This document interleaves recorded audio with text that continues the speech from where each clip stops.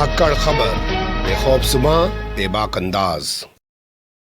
धाकड़ खबर के news room से मैं आपके साथ हूं अकरम रईस खान। अखबार की दुनिया से भारतीय पत्रकारिता जब टीवी चैनल्स की तरफ चली तो सबसे पहले हमारे सामने दूरदर्शन था, लेकिन दूरदर्शन के बाद जब प्राइवेट न्यूज़ चैनल शुरू हुए तो लोगों के अंदर एक ज़बरदस्त उत्साह था, क्योंकि दूरदर्शन हमेशा ज़्यादातर सरकारी खबरें ही दिखाता था। प्राइवेट न्यूज़ चैनल्स आने के बाद लोगों में मीडिया के प्रति एक विश्वास पैदा हुआ, क्योंकि जो शख्स दिख रहा है उसी की आवाज़ बोलते हुए सुनाई जा रही है। लेकिन आज जो दिख रहा है ज़रूरी नहीं है कि वह आवाज़ भी उसकी है। आज तस्वीरें सबसे ज़्यादा झूठ बोल रही हैं और इस काम में भोंपू मीडिया बहुत ही सुनियोजित ढंग से काम कर रहा है। इसको लेकर बाकायदा कई सारी वेबसाइटें वायरल सर्च भी करती हैं, आप उन पे जाके देख भी सकते हैं कि तस्वीरें कैसे झूठ बोल रही हैं और भोंपू मीडिया के दलाल चाटुकार दंगा पत्रकार किस तरीके से प्रोपेगेंडा फैला रहे हैं। लेकिन इसी बीच कुछ तस्वीरों को दबाने की कोशिश भी की जा रही है। ऐसी ही कुछ तस्वीरें आपके सामने रखने जा रहा हूं, जिसमें आप देखेंगे कि बीजेपी के एक मुख्यमंत्री को, कोई मामूली नेता नहीं है,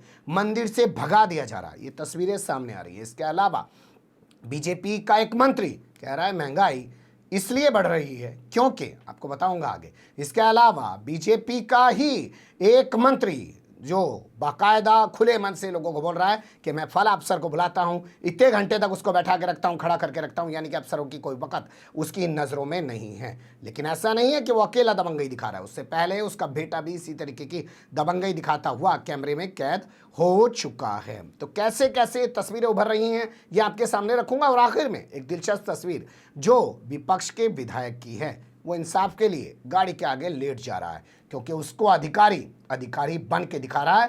भाजपा वालों को अधिकारी बन के भी नहीं दिखाता है, चपरासी लायक भी नहीं दिखता है। तो पहली तस्वीर की तरफ चलते हैं।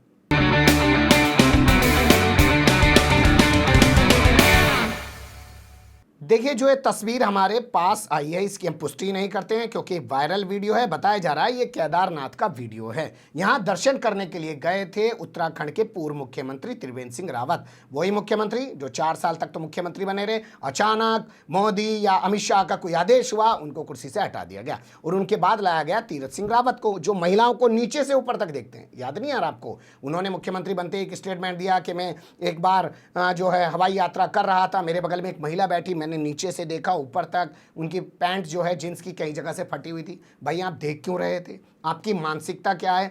अभी अमित शाह का आपने स्टेटमेंट सुना होगा, उत्तर प्रदेश के अंदर उन्होंने जाके कहा 16 साल की लड़की, तो 16 साल ही क्यों इस्तेमाल किया? ये भी तो कह सकते थे कि आज उत्तर प्रदेश में महिलाएं आभूषण पहन के रात को स्कूटी पे सवार होकर जा सकती हैं। ये 16 साल वाला क्या चक्कर है? इसके बारे में भी कुछ क्लियरेंस होना चाहिए। वैसे अमित शाह के इस बयान को उन्हीं की पार्टी की, जो उत्तराखंड की पूर्व राज्यपाल थी और अभी उनको उत्तर प्रदेश में एक बड़े नेता के तौर पे प्रोजेक्ट करने में लगी हुई है बीजेपी, बेबी रानी मौर्य, जिनके नाम के साथ लिखा जा रहा है कि वो जाटव हैं, उन्होंने बयान दिया था कि शाम के 5 बजे के बाद महिलाएं थाने ना जाएं और दिन निकलने के बाद भी जब थाने जाएं ना तो अपने अब्बा को, अपने भाई को, अपने शौहर यानी कि पति को साथ लेके जाएं। और अमित शाह कह रहे हैं रात को महिला निकल जाए। और उनकी जो महिला बड़ी नेता है जिसे जाटव बता के मायावती के सामने पेश करने की कोशिश की जा रही है, वो कह रही है शाम के बाद थाने मत जाना। तो सड़कों का हाल तो आप समझ सकते हैं। खैर, बातचीत लंबी हो जाएगी, उस पर जाने की ज़रूरत नहीं है। तो यहाँ उनको भगा दिया गया है, उन्हीं त्रिवेंद्र सिंह रावत की मैं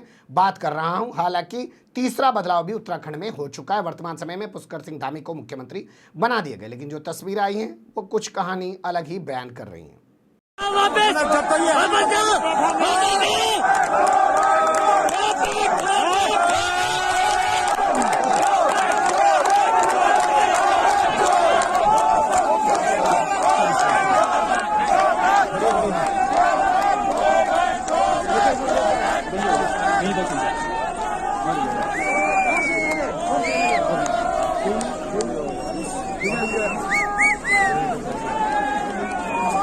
त्रिवेंद्र जी केदारनाथ से तीर्थ पुरोहितों ने धर्म विरोधी देख करके वापस कर दिया। त्रिवेंद्र रावत होश में।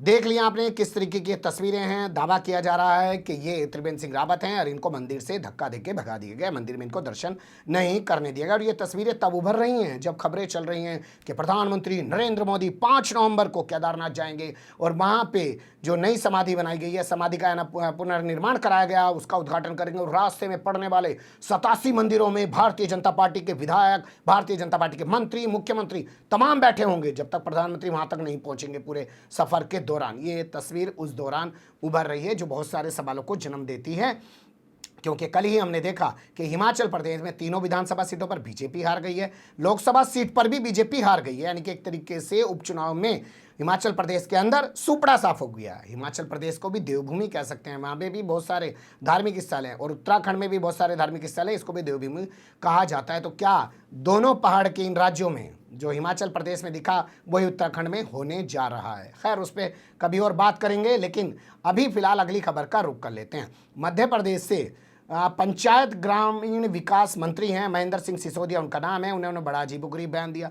उन्होंने कहा भैया एक बात बताओ, जब जनता की आमदनी बढ़ रही है तो ऐसे में महंगाई का रोना ज़रूरी है। सोचिए 2000 में जो आदमी काम कर रहा था 10,000 उसकी तनख्वाह थी, आज उसकी तनख्वाह 50,000 हो गई है। ऐसे में अगर पेट्रोल डीजल महंगा हो गया तो इसको लेकर हल्ला नहीं मचाना चाहिए। और सरकार हर चीज़ तो मुफ्त में नहीं दे सकती। मुफ्त वाली बात जब ये लोग करते हैं तो मेरे दिमाग में एक ही चीज़ आती है, जैसे अपने अब्बा का घर बेच के दे रहे हो।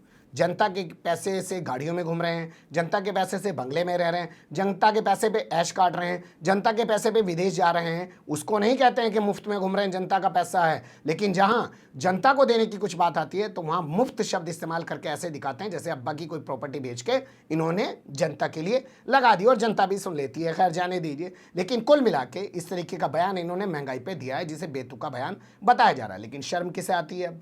अगली खबर देख लीजिए जो मैं आपके सामने रख रहा हूँ मध्य प्रदेश से ही। मध्य प्रदेश विधानसभा के अध्यक्ष हैं गिरीश गौतम साहब। उन्होंने एक साइकिल यात्रा निकाली और एक जगह पड़ती है देवताला विधानसभा क्षेत्र है, वहाँ पे पहुँच गए। वहाँ पे जाके उन्होंने बयान दिया कि जानते हैं जो यहाँ का चीफ सेक्रेटरी, जानते हैं ना चीफ सेक्रेटरी को क्या कहते हैं उत्तर प्रदेश के अंदर या किसी भी प्रदेश के अंदर? मुख्य सचिव। मध्य प्रदेश से खबर है, उत्तर प्रदेश का नाम मैं गलत बोल गया हूँ, जाने दीजिएगा उसको। तो ये कहते हैं कि मैं उसे बुलाता हूँ, दौड़ा दौड़ा आता है और मैं 5 घंटे तक बैठा रख, चल बैठ जा बाहर, मैं तेरे से अभी नहीं मिल रहा, बैठा के रखता हूँ।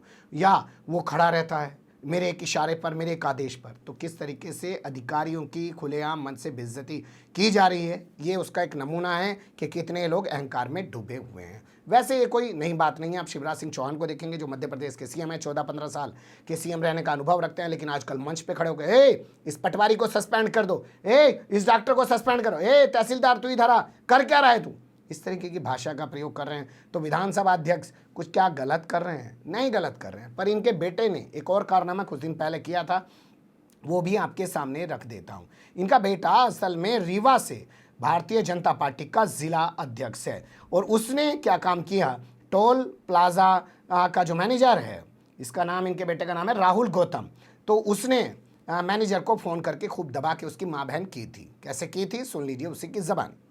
हेलो, हाँ मिश्रा जी बात करिए राहुल भैया से, स्पीकर साहब भैया से। मिनिस्टर है।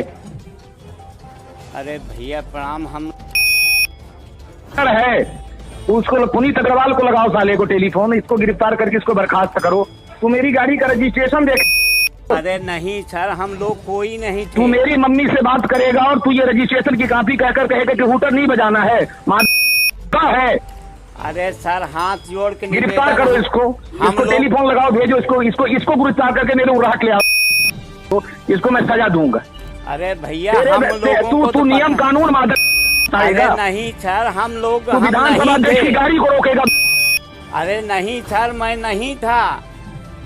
तू था? नहीं तू सर, था, तेरे बैरियल के लड़के नहीं था सर। हाथ जोड़। अरे जो कहना हो कहिए भैया, मैं नहीं था।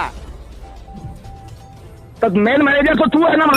अरे हैं, लेकिन आज मैं नहीं था भैया। हाथ जोड़ के निवेदन है, गिरफ्तार अगर करो कोई भी गिरफ्तार करो, मैं माफ, पुलिस को भेजो, अभी भेजो उनको, सारे स्टाफ को गिरफ्तार करो। मैं माफी मांग रहा हूँ। तेरी माफी? अरे भैया तेरी हिम्मत कैसे हो गई कि तू गाड़ी को हाथ देगा? तू गाड़ी को कोई हाथ नहीं। तेरा बैरियल वाला कहाँ है? तेरे चारों उनके चारों नाम बता, तू तेरे बैरियल कौन है? नहीं आप पुनीत अग्रवाल को लगाओ, पुनीत अग्रवाल को टेलीफोन लगाओ, इनको सालों को सबको बर्खास्त करो।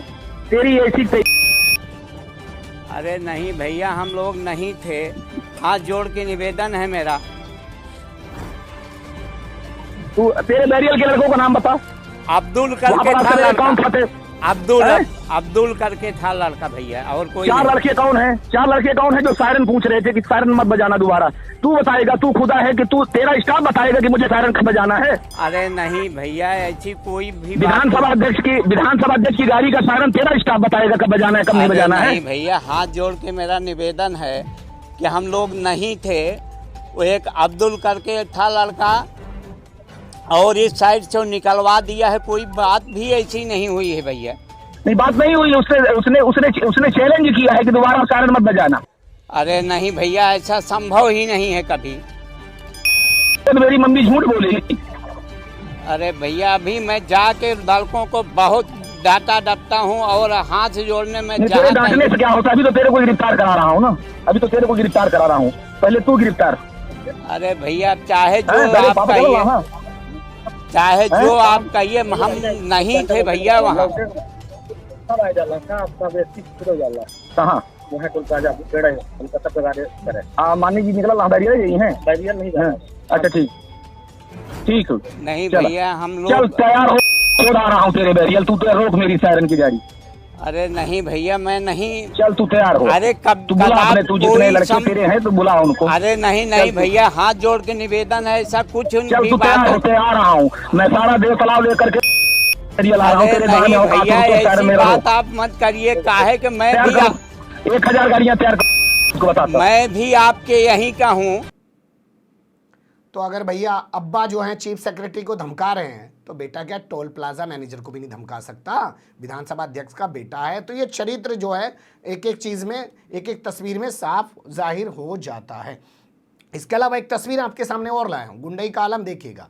पाकिस्तान के हक में नारे लगाने वाली लड़कियों के जो है खाल उतार दी जाए, चमड़ी को उधेड़ दिया जाए, डिग्री उनकी रद्द कर दिया जाए, उनकी नागरिकता को रद्द कर दिया जाए। बीजेपी का नेता है, नाम है विक्रम रंधावा। हम लोगों ने सर्च किया तो पता चला कि जम्मू कश्मीर का नेता है और एमएलसी रहा है भारतीय जनता पार्टी का। आप लोग जानते हैं, अभी भारत पाकिस्तान के बीच T20 वर्ल्ड कप में जो मैच हुआ उसमें पाकिस्तान की टीम जीत गई, और उसके बाद आरोप लग रहा है कि इन कश्मीरी लड़कियों ने पाकिस्तान के समर्थन में आतिशबाजी की है और जो है नारे वगैरह लगाए हैं। तो इसीलिए भाजपा के मंत्री कह रहे खाल उतार दो। मतलब ये अपना एक अलग से निज़ाम चलाना चाहता है। पुलिस ने उनको गिरफ्तार कर लिया, उन पे UAPA लगा दिया, लेकिन अब भी ये कह रहा है कि उनकी चमड़ी को उधेड़ देना चाहिए। मतलब अपनी नफरत अभी इसके अंदर जो भरी पड़ी है वो कानून के जरिए बाहर नहीं निकल रही, ये अपने जरिए उसको बाहर निकालना चाहता है। अब एक दिलचस्प तस्वीर जो आ रही है मध्य प्रदेश से, छिंदवाड़ा यहाँ का ज़िला है। आप जानते हैं यहाँ से कमलनाथ जो है कई बार के सांसद रह चुके हैं, एक बड़े नेता माने जाते हैं। हालांकि लग ये रहा है जो चुनावी नतीजे आए हैं, 3 सीटों पर विधानसभा में चुनाव हुआ, 1 सीट पर लोकसभा में चुनाव हुआ, 1 सीट जीत पाई कांग्रेस, 2 विधानसभा हार गई, 1 लोकसभा हार गई। लग यही रहा है कि कमलनाथ अब बुजुर्ग हो गए, कोई युवा नेता बचा नहीं है मध्य प्रदेश में कांग्रेस के पास जिसके दम पर वो अपनी ज़मीन तैयार कर सकें, या उनके अंदर अशोक गहलोत जैसा क्लेवर मौजूद नहीं है, कैलिबर मौजूद नहीं है, ये भी आप कह सकते हैं। तो यहाँ पे क्या होता है वो थोड़ा सा देख लीजिए। श्रेयांश कुमठ नाम का एक SDM है, ये उससे मिलने के लिए जाते हैं। विधायक का नाम जो हमारे पास है विजय चौरे, और ये कहते हैं कि भैया जो पंचायत में विकास कार्य होने हैं और उसके लिए 15वें वित्त आयोग का जो पैसा मिलना है वो पैसा नहीं दिया जा रहा है, जिससे विकास कार्य ठप पड़े हैं। ये वहाँ धरना दे रहे होते हैं। SDM कहता है अंदर आके मिल लो, क्योंकि विपक्ष की पार्टी का विधायक है ना, तो अंदर बुला रहा है ऑफिस में। टोन देखिए SDM की, और अभी तक सीट पे बना हुआ है। ये कहते हैं कि SDM को यहाँ आना चाहिए, क्योंकि हमेशा यही देखा गया है, हम लोगों ने भी ग्राउंड जीरो पे बहुत खबर किया है कि जब भी कोई धरना प्रदर्शन होता है तो अधिकारी वहीं जाते हैं। अन्ना के आंदोलन को याद कर लीजिएगा, तमाम मिनिस्टर जितने थे कांग्रेस के वो अन्ना के मंच पे जाया करते थे, और भारतीय जनता पार्टी आज बुला रही है। ये चरित्र इनका बन गया है, और अब भोंपू मीडिया और उसके दलाल चाटुकार दंगाई पत्रकार कोई आवाज़ भी नहीं उठा पाते हैं। जाने दीजिए उस कहानी को भी। तो SDM इनसे मिले बगैर जाने लगा, तो ये SDM की गाड़ी के आगे लेट गए। थोड़ा सा नज़ारा देख लीजिए। छिंदवाड़ा के सौंसर में जनपद, अब इस तस्वीर को उन चारों तस्वीरों के सामने रख के देखना कि कैसे जो है वहाँ पे अधिकारी को हड़काया जा रहा है, कैसे टोल मैनेजर को हड़काया जा रहा है, कैसे उनके औकात बताने की कोशिश की जा रही है। और यहाँ एक विपक्ष का विधायक है, उसे एक एप्लीकेशन देने के लिए, अपनी मांग रखने के लिए भी एसडीएम टाइम नहीं दे रहा है। ये कह रहा है मेरे दफ्तर में आ जाओ। बेहतर है, ये भारतीय जनता पार्टी वालों से पीट रहे हैं, इनकी शायद यही वो है, क्योंकि ये भी भोंपू मीडिया के दलाल चाटुकार दंगाई पत्रकारों की तरह सिर्फ विपक्ष के नेताओं पे गुर्रा सकते हैं, क्योंकि सत्ता पक्ष के सामने बोलने की तो औकात इन अधिकारियों की भी नहीं है। बने रहेगा धाकड़ खबर के साथ, जैसे जैसे तस्वीरें आती रहेंगी आपके सामने रखने की कोशिश करते रहेंगे। फिलहाल कमेंट्स के रूप में आप लोग अपनी राय दे सकते हैं, खबर को लाइक कर सकते हैं, चैनल को सब्सक्राइब कर सकते हैं और ज़्यादा से ज़्यादा हमारी खबरों को शेयर कर सकते हैं। फिर ऐसे ही किसी सुलगते हुए या उलझते मुद्दे लेकर मैं आपके सामने हूँगा हाजिर। फिलहाल अभी मुझे दें इजाज़त।